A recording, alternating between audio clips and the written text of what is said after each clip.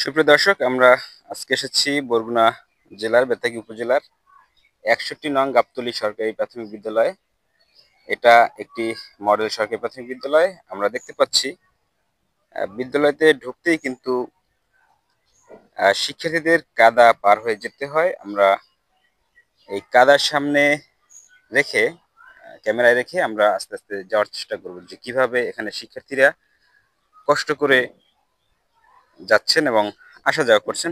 শিক্ষক সহ শিক্ষার্থীরা সকলেই কিন্তু এই সমস্যায় পড়ছেন বা সমস্যায় ভুগছেন। আমরা যেতে চাই স্কুলের মধ্যে, দেখতে চাই এই স্কুলের পরিবেশটা কেমন আছে।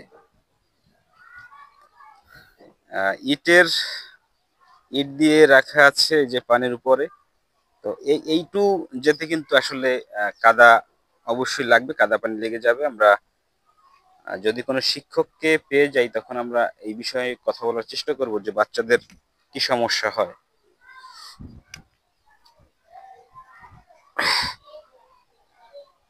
খুব খারাপ অবস্থা। আমরা যেতে চাই কোনো শিক্ষার্থীর কাছে, যদি ওরা কোনো কথা বলতে পারে ওদের সাথে আমরা কথা বলার চেষ্টা করব। যেহেতু ক্লাস চলমান, সেহেতু আমরা কোনো কথা বলতে পারছি না।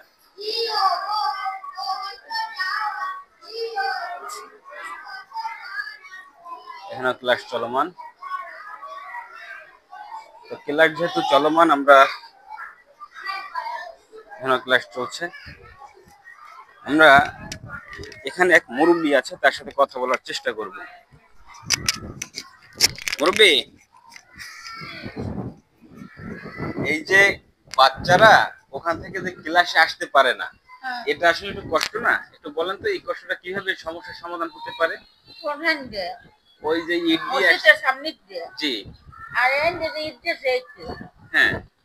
এখন স্যারেরা বলতে পারে, আমি কি বলতে পারবো বাবা, আমি তো আমার বাচ্চা লই আইছি, আমি তো আর ওই খবর জানি না। এখন আমি স্যারের বলছেন মেয়েটা স্যার এনতে বলে মানে আইবি কেমনে এই। আচ্ছা, আপনার কি নাতনি? হ্যাঁ।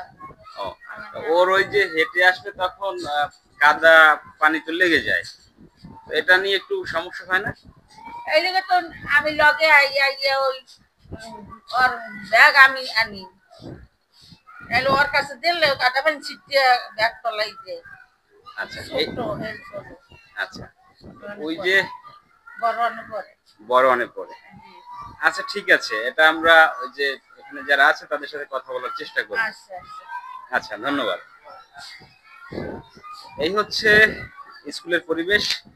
এই পরিবেশ থেকে অচিরেই বের হওয়া উচিত, কারণ হচ্ছে একটা স্কুলের বরাদ্দ অনেক আছে, সেই বরাদ্দ যদি লুটপাট হয়ে যায় তখন কিন্তু স্কুলের পরিবেশ এভাবে হয়ে থাকে। যারা এই বিভাগে দায়িত্বরত আছেন, আপনাদের সুদৃষ্টি আকর্ষণ করে এই শিক্ষার্থীদের হাঁটা চলার ব্যাপারে যাতে সুবিধা করা হয় সেই বিষয়টি মাথায় নিয়ে আপনারা কাজ করবেন, সেই আশাবাদ ব্যক্ত করে এই ভিডিওটি শেষ করছি। সবাই ভালো থাকবেন। আল্লাহ হাফেজ।